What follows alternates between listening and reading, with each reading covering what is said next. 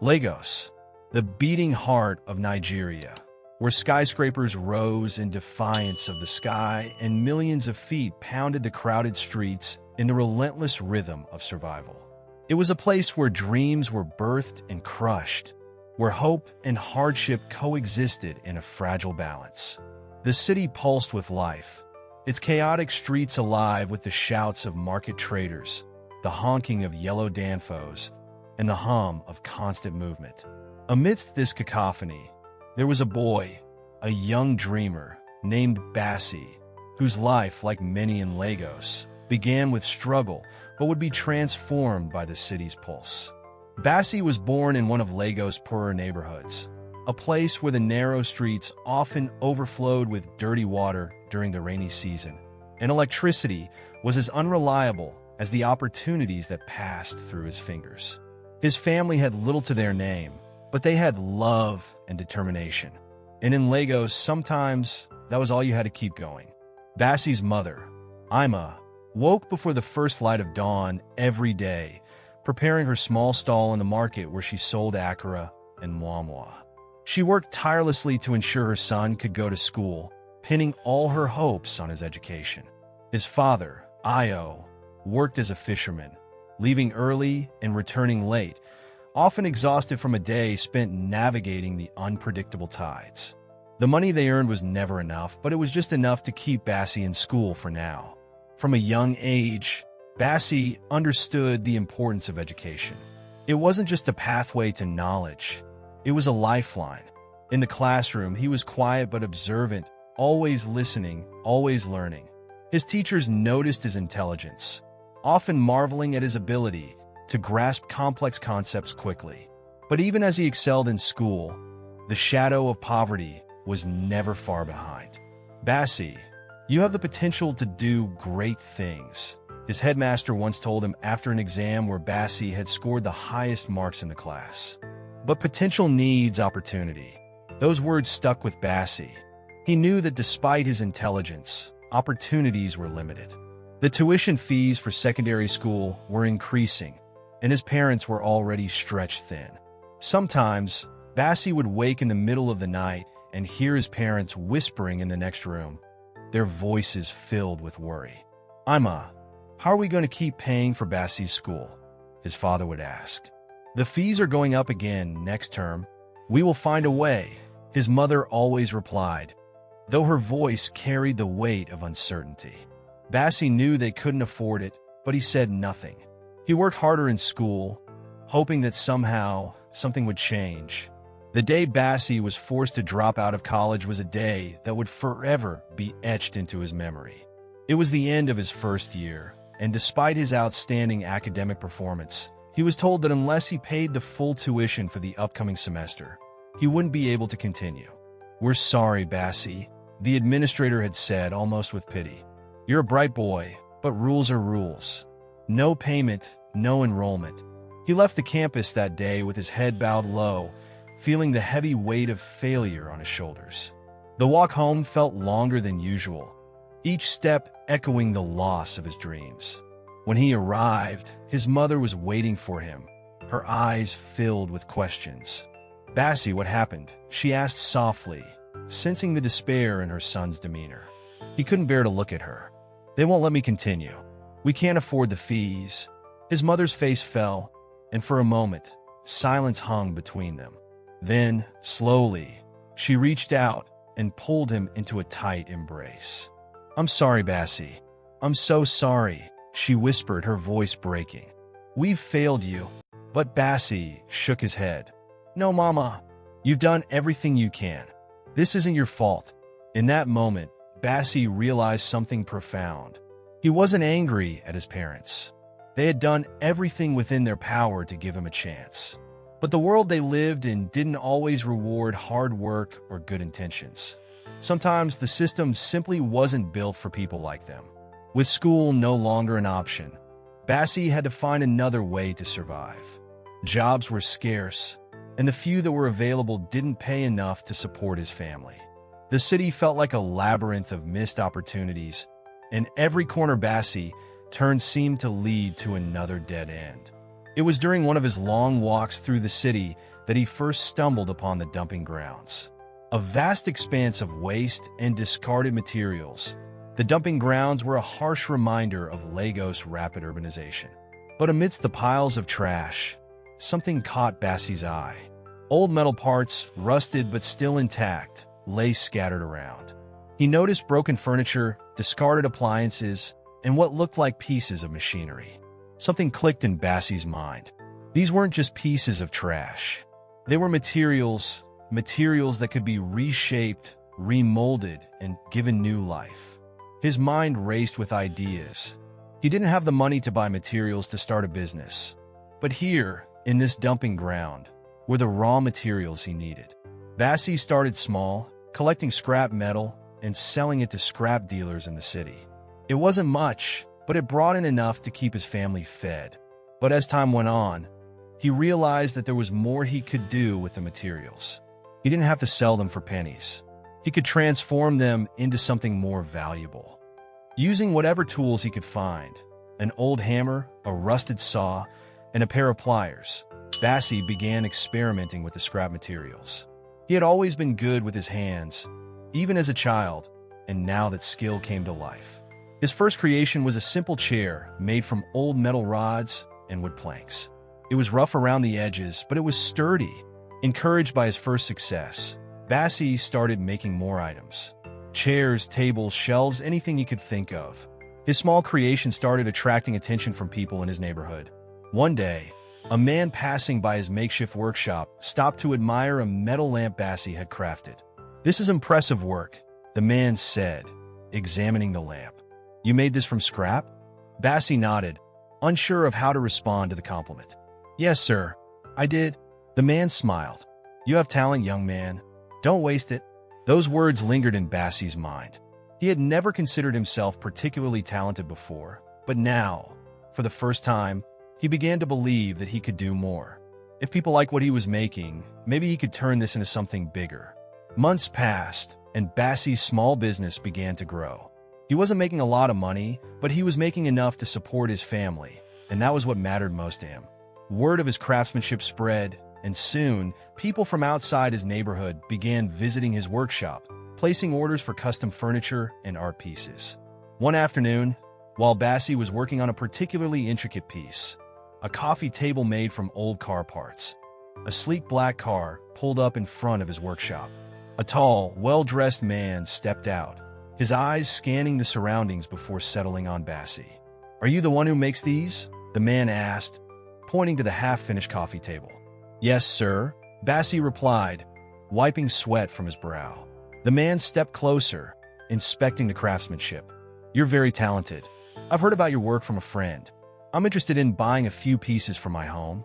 Bassey's heart raced. This was the first time someone of such wealth had shown interest in his work. The man introduced himself as Mr. Adewale, a successful businessman with connections in Lagos elite circles. Over the next hour, they talked about Bassey's journey, how he had started from nothing, how he had learned to craft furniture from scrap, and how he dreamed of one day expanding his business. Mr. Adewale listened intently, clearly impressed by Bassey's story. "You remind me of myself when I was younger," Mr. Adewale said finally. "I started with nothing too, but with the right support, I was able to build something great. I think you have the potential to do the same." Bassey was stunned. He had never expected that a stranger, let alone someone as wealthy and successful as Mr. Adewale, would see such potential in him. He had been scraping by, doing his best to survive and help his family. Now, someone was offering him an opportunity that could change everything. "What do you mean, sir?" Bassey asked, unsure if he had heard correctly. "I see that you have raw talent, but you're working with limited resources," Mr. Adewale said, pacing around the workshop. "What you're doing here is impressive, but with the right tools, the right materials, you could take your craft to a whole new level. I want to help you." Bassey blinked, still processing the offer. "You want to help me?" Mr. Adewale smiled. "Yes, I'll provide the financial backing you need to expand. You'll have access to better equipment, more space, and higher quality materials. In return, we'll work out a partnership. You can keep doing what you love, but on a much larger scale. Together, We can make something extraordinary. Bassie's mind raced. This was a dream come true, but it also sounded too good to be real. He had worked so hard to get this far. But could he trust this man? Could he really accept such an offer? "I don't know what to say, sir," Bassie finally replied, his voice full of emotion. "I've been doing this for my family, to survive. I never thought I'd have a chance like this." Mr. Adewale placed a hand on Bassie's shoulder. "Sometimes, the hardest thing in life is accepting help when it's offered. You've built something incredible with almost nothing. Imagine what you could do with real resources. Think about it. I'm not asking for an answer right now, but when you're ready, call me." He handed Bassie a business card with his contact details before stepping back into his car and driving away. Bassie stood there for a long moment, the card clutched in his hand, his mind swirling with possibilities. For the next few days, Bassie couldn't think of anything else. Mr. Adewale's offer felt like a lifeline, but it also scared him. He had worked so hard on his own, and part of him feared losing control of the business he had built from scratch. What if things went wrong? What if he ended up in debt or disappointed his family? He discussed the offer with his parents over dinner one night. His mother, always practical, looked worried. "Bassie, are you sure this man is trustworthy? What if it's a trick?" His father, more hopeful, nodded thoughtfully. "It's a big risk, son, but sometimes in life, you have to take risks to grow. This could be the opportunity you've been waiting for." Bassie sat quietly, torn between the two perspectives. His mother's concern was valid, but his father's encouragement made sense. Finally, he made a decision. "I think I'm going to take the offer," Bassie said, his voice firm with resolve. "This could change everything for us." His mother sighed but smiled, her eyes filled with pride. "We believe in you, Bassie. Whatever you decide, we'll stand by you." The next morning, Bassie called Mr. Adewale. They arranged to meet at Mr. Adewale's office, a sleek building in the heart of Victoria Island, Lagos' bustling financial district. As Bassie walked into the building, his nerves threatened to overwhelm him, but he steadied himself, determined to seize the opportunity. Mr. Adewale greeted him with a warm smile and introduced him to a few members of his team.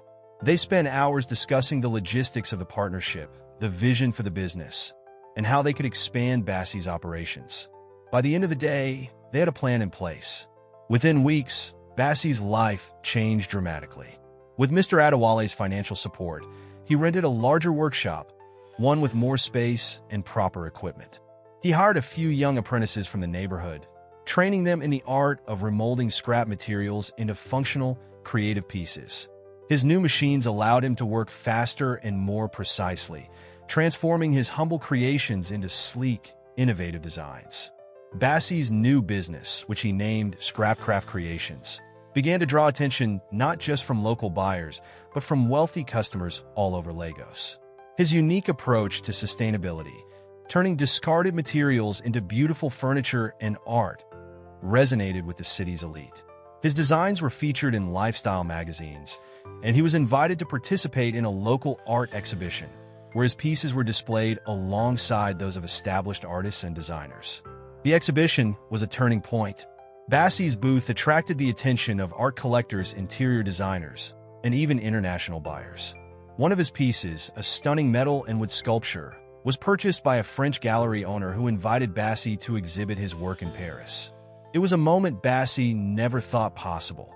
A boy who had once scavenged the city's dumping grounds was now being recognized on an international stage. Paris, the city of lights, art, and fashion. It was a world Bassie had only ever dreamed of, and now he found himself standing in one of its grandest galleries, surrounded by his creations.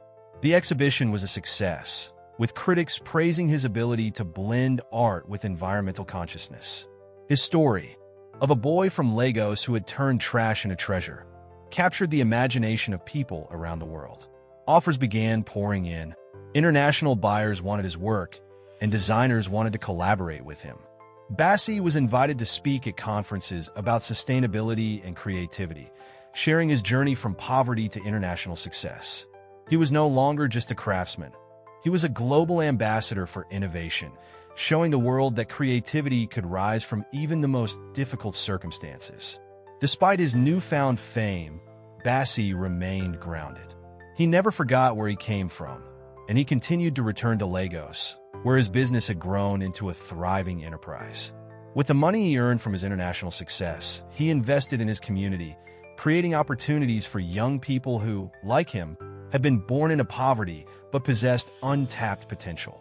Bassie's success wasn't just measured in financial terms. He believed that true success was about giving back, about lifting others up as he had been lifted.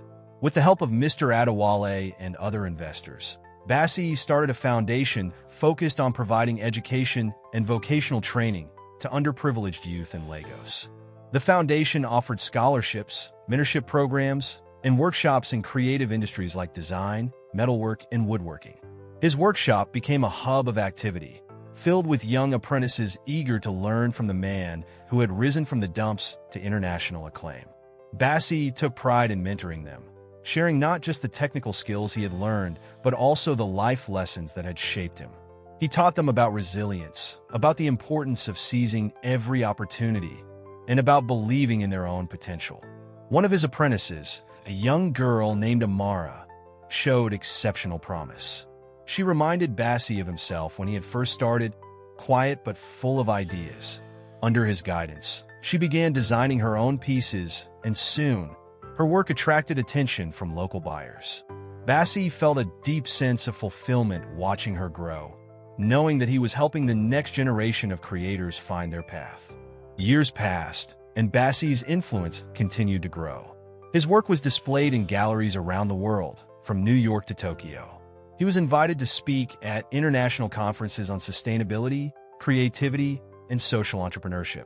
But despite his global success, Lagos remained his home, and his heart was always with the city that had shaped him.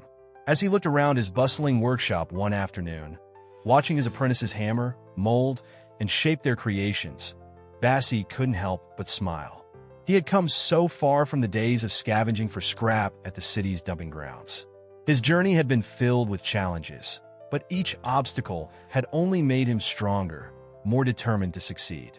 Bassie knew that his story wasn't just his own.